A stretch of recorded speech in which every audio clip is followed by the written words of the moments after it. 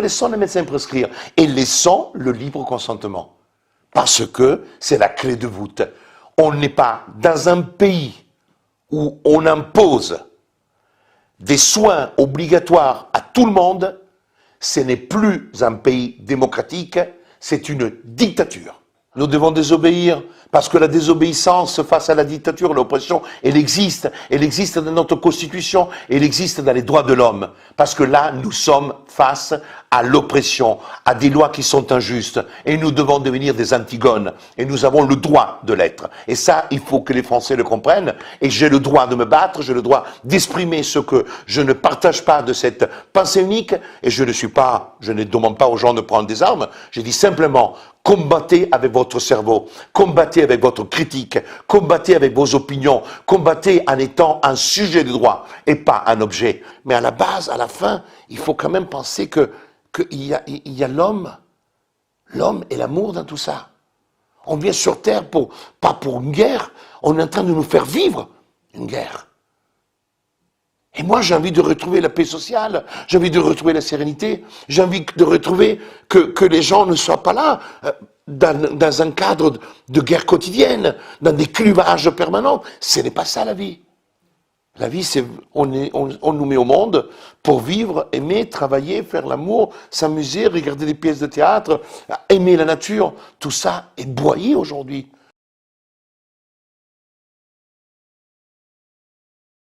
En France, mais bon, on vous fait veiller un peu plus tard, donc c'est parfait. Alors, est-ce que vous avez déjà été présenté là, au public québécois, à l'audience, mais pouvez-vous expliquer qui vous êtes, quel est votre passé scientifique et qu'est-ce que vous faites actuellement? Et par ça, je vais vous laisser parler. Vous avez entendu Michael Yeadon parler du vaccin. Donc, je pense que ce serait important que vous expliquiez un peu ce que Michael Yeadon a expliqué dans vos mots en français pour les gens qui sont francophones dans l'audience. Francophone? I thought it was in English. Am I supposed to speak in English or in French? Vous pouvez le faire en français, oui. En français. Everyone is sure about that? Oui, absolument. C'est une demande que j'ai de vous faire parler en français. Okay, d'accord. Well, so apologies to Michael because he will not be in the capacity to understand. So just a little introduction. I shall give support to what he mentioned about the functioning of these vaccines. Alors, pour me présenter, je suis donc Dr Alexandra Henrion-Caude. Je suis généticienne. Je dirige un institut de recherche qui s'appelle Simplissima sur des solutions simples en matière de santé. Et voilà. Et anciennement, j'étais directrice de recherche à l'INSERM, donc c'est notre French NIH, if I may. Et en fait, je me suis retraitée de cela. J'ai fait une partie de mes études un petit peu en Amérique du Nord. J'étais à Harvard Medical School en postdoctorat. Et voilà, voilà, to make a long story short, j'ai toujours questionné le fonctionnement, en fait, comment est-ce que nos gènes intégraient les informations de l'environnement.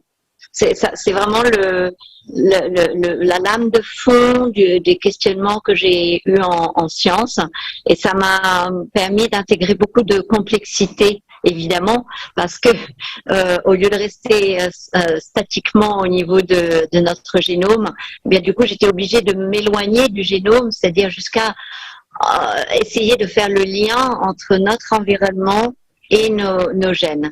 Et alors, dans ce voyage extraordinaire que m'a donné la biologie, eh bien, j'ai du coup, il y a à peu près 15 ans, avec les progrès que nous avons faits en sciences, j'ai eu à découvrir le niveau de l'ARN, et qui est un niveau extraordinaire parce qu'en fait, il est véritablement la connectivité qu'il nous faut entre, d'une part, le génome qui est un peu statique, quoi, un peu le disque dur, et d'autre part, l'environnement et sa complexité. Et donc ça m'a, voilà, c'est c'est ce que j'ai fait, c'est pendant plus de, largement plus de 10 ans. Et lorsque la crise de Covid a commencé, pour nous, c'est un anniversaire en France, puisque ça fait pile 1 an que nous avons vécu le lockdown, notre premier lockdown, et en guise d'anniversaire, ils nous mettent encore une fois en lockdown. C'est notre 3e lockdown que nous subissons. Toujours pas d'indication de pourquoi on le subit. Et j'étais sur un plateau télévisé là, et j'ai essayé de poser la question de à quoi sert un lockdown. Mais non, les gens, ils étaient plutôt sur comment on doit faire le lockdown avec telle variante, etc. Et vous dites, mais attendez, on est dans le réel ou on est dans l'irréel? Et c'est un vrai problème qu'on a à tous les niveaux, y compris au niveau des vaccins. Alors, comment est-ce que cet irréel surgit au niveau des vaccins? Eh bien, on a vu comment normalement un nouveau virus arrive, eh bien, on va développer tout un arsenal thérapeutique pour soigner. Donc, évidemment, des médicaments, une prise en charge, et puis des vaccins. Ça, c'est un arsenal assez habituel. Il se trouve que, pour des raisons que nous n'avons toujours pas très bien compris, il a fallu mettre une accélération sur l'agenda vaccinal au point de dire, tant pis, on fait fi de la fin des essais cliniques et on va directement passer à une stratégie offensive, que je dis offensive parce que véritablement, si jamais on prend pas le temps de l'essai clinique, elle est une stratégie pour le moins inhabituelle. Alors peut-être offensive, c'est trop fort comme mot, mais alors on va dire une stratégie dans le désordre, inhabituelle, de vacciner massivement des populations, alors même que nous sommes en essai clinique. Donc ça, c'est évidemment un premier problème. Le deuxième problème que nous avons eu, la communauté scientifique, enfin un bon nombre de personnes dans la communauté scientifique, on a été étonnés de voir arriver pour cela des nouvelles technologies, notamment basées sur l'ARN, qui sont des technologies qui n'avaient pas été, qui si elles avaient été testées chez l'homme, c'était des phases 1, des phases très limitées, phase 1, phase 2, sur la grippe, mais en fait sans indication d'aller plus loin, etc., etc. Et puis tout d'un coup, paf, on nous dit, c'est ça qu'on va utiliser pour tout le monde. Et puis, on n'attend pas la fin des essais cliniques et on balance. Donc, dans toute la façon dans toutes les étapes, finalement, on a vu un certain nombre de problèmes inhabituels auxquels véritablement on a tous été un petit peu pris de court parce que à chaque fois ce n'est pas la façon habituelle de développer les produits. Voilà. Pour faire court, je préfère qu'il y ait plus d'interaction et pas faire de longs monologues. C'est une bonne entrée en matière, mais on vous a vu sur beaucoup de plateaux de télévision en France. Vous avez exprimé beaucoup de préoccupations par rapport à ce que vous venez d'expliquer. Quelles sont vos préoccupations principales relativement à cette situation-là? Écoutez, la pire aujourd'hui, elle est face aux résultats. Face aux résultats des quelques pays qui ont le plus massivement vacciné. Et c'est donc une préoccupation que j'ai, qui est que finalement la preuve de l'efficacité, elle n'est pas là. Comment je me permets de dire ça? Tout le monde peut aller sur des plateformes accessibles au public qui s'appellent Our World in Data, notre monde en données, et Our World in Data, COVID-19 Death. Vous pouvez ainsi sélectionner les différents pays. Et si vous sélectionnez les pays qui ont le plus vacciné, bien c'est évidemment l'Israël et puis l'Angleterre. Et la situation est très très très préoccupante puisque dans les deux cas, que ce soit Israël ou l'Angleterre, j'ai le regret de vous dire que consécutivement à la vaccination, nous n'avons pas vu une efficacité de cette stratégie vaccinale. Et pire, nous avons vu le pic le plus meurtrier de morts Covid dans ces deux pays. Ce qui évidemment pose un certain nombre de questions. Et là, vous voyez, je sors d'un plateau télévisé, je vais me faire incendier demain, je le sais à l'avance, parce que j'ai essayé de donner ces faits. Ces faits, ils sont incontestables. C'est des faits, c'est des observations. Donc l'urgence, elle est de se poser des questions à partir de là, et de comment, pourquoi, comment, qu'est-ce qu'on peut en conclure, etc., etc. Plutôt que de dire, mais vous savez quoi, on continue à vacciner coûte que coûte, sans se poser la moindre question. Et ça, ça fait partie des problèmes que j'ai. Il y en a évidemment bien d'autres inhérents à la technique même.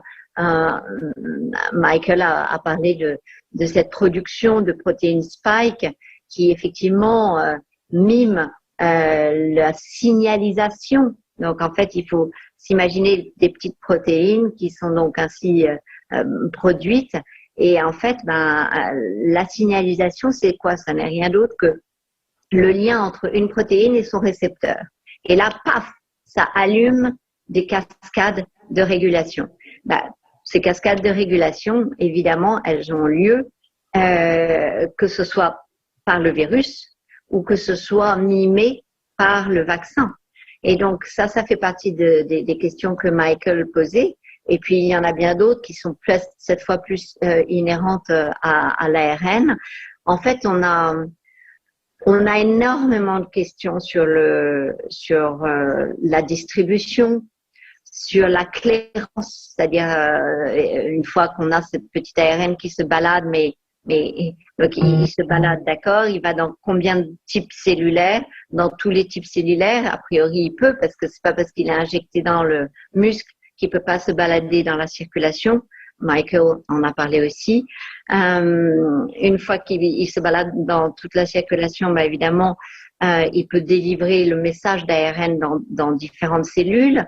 Et puis après être produit par ces cellules. Et ce qui se passe, c'est que à chaque fois que j'entends parler de scientifiques, ils disent non mais c'est pas grave, ça sera dégradé très vite. Et ils vous disent par exemple quand c'est sur une table, l'ARN se dégrade. Mais on a l'impression qu'ils n'ont pas bien compris que l'ARN n'est pas sur une table et que l'ARN est à l'intérieur de soi. Et même, il est encapsulé dans des capsules de nanoparticules de lipides, justement pour pas qu'il soit dégradé. Et donc, en fait, vous voyez comment on déplace à chaque fois les questionnements et au lieu de rester dans l'organe tel qu'il est inséré, tel qu'il est injecté. Donc, il y a énormément de questions qui sont en suspens, sur lesquelles je n'arrive pas à obtenir de réponses parce qu'il n'y a pas les publications pour y répondre et qui sont fondamentales parce qu'elles posent notamment le problème d'une éventuelle transmission de cette information de génération à génération. Notamment, ça fait partie de beaucoup de problèmes que posent ces nouvelles techniques, hélas. Une question pour vous. Vous avez parlé tantôt là, sur le plateau de télévision, les gens étaient préoccupés là, plus par la question des variants et sur comment on ferait le confinement que par rapport à vraiment pourquoi confiner une troisième fois. Qu'est-ce que vous auriez à dire présentement sur la question des variants en tant que généticienne? Les variants, c'est ça qui est génial, c'est que c'est une grande leçon d'humilité. C'est que en fait, le premier problème qu'il y a face à développer un vaccin anti-coronavirus, c'est un problème qu'on connaît parce qu'il a déjà été montré sur d'autres coronavirus. C'est que le risque que vos anticorps, au lieu de neutraliser le virus, donc les anticorps qu'on vous fait produire, risquent de faciliter le virus. Donc, il y a une possibilité d'aggravation de la maladie. Ça, c'est le tout premier problème. Après, le deuxième problème que j'ai, c'est que toutes les stratégies vaccinales qu'on a proposées, elles sont fondées sur la protéine S. C'est très embêtant parce qu'en fait, la protéine S, c'est la partie qui varie le plus. Et nous avons effectivement actuellement en France, je crois que un nouveau variant est arrivé, ce qu'on appelle le variant breton d'une région de la France, et il se trouve que il cumule un nombre de mutations dans la protéine spike et de délétions qui est impressionnant, au point même qu'il échapperait de ce qu'on en sait à la détection par PCR.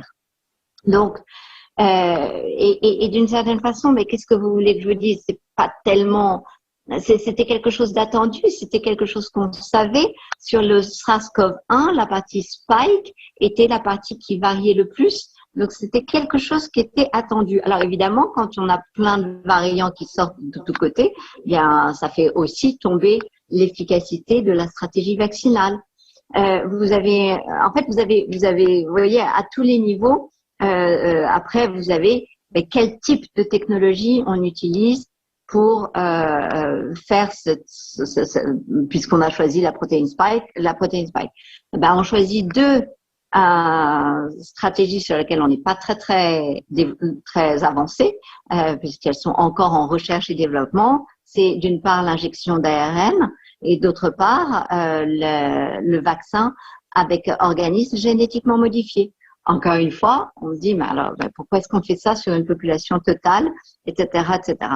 Donc, voilà, là, je vous ai cité, vous voyez, ne serait-ce que 4 niveaux qui sont des questionnements absolument majeurs sur lesquels, on a à chaque fois une quantité de risques impressionnante.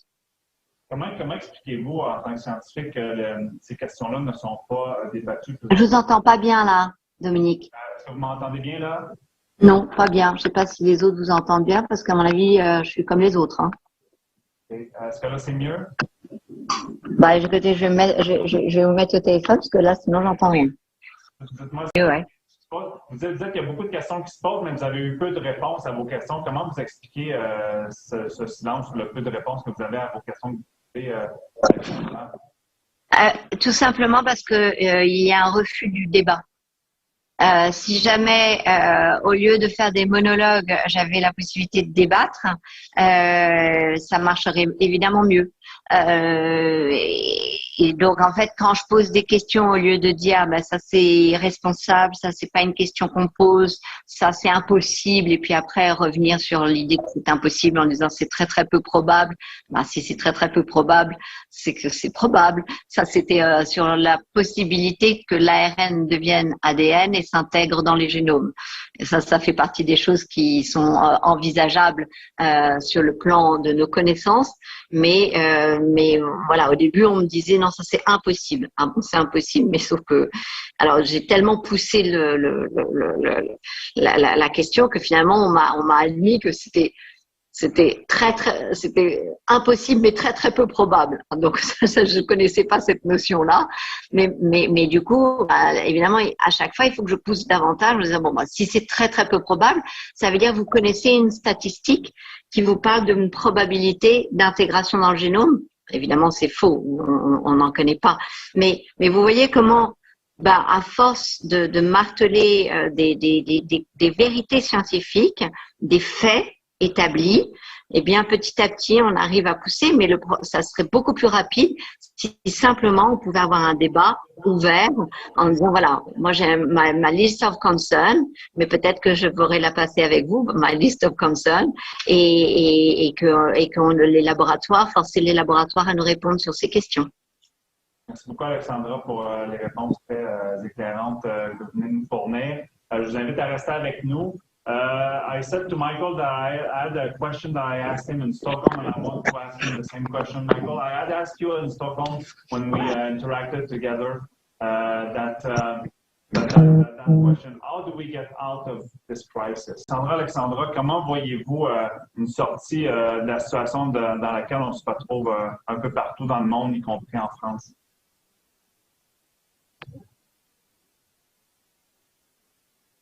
Est-ce que vous avez entendu la question? Bon, je crois qu'on ne vous entend pas, Alexandra. Vous pouvez peut-être remettre votre micro ou il y a peut-être un problème de son. Ah oui, pardon. Oui, voilà. Ça va, ça marche. La question, Alexandra? Oui, je vous ai entendu. Oui. Je disais que c'était une excellente question. Je nous vois sortir de cette crise par nous-mêmes, par chacun d'entre nous. C'est-à-dire que ça fait 1 an que nous sommes englués dans cette histoire de Covid-19 et nos gouvernements ont démontré d'une façon assez collective qu'ils étaient incapables de nous sortir de là. Et non seulement ça, ils ont montré que leurs mesures, qui étaient des mesures politiques et non fondées sur la science, je veux parler notamment du confinement, notamment du port du masque obligatoire dans la rue, etc., qui sont véritablement des mesures politiques et non fondées sur la science. Eh bien, on en a vu tout l'échec.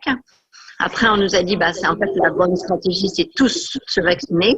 Et donc, voilà, à chaque fois, on voit des échecs. Et donc, il y a quelques espoirs. Il y a une marche qui est organisée pour la liberté dans tous les pays du monde. Je crois que vous en avez une à Montréal. Mon petit doigt m'a dit. On en a une le 13 mars dernier. On a une prochaine samedi qui vient, oui. C'est ça.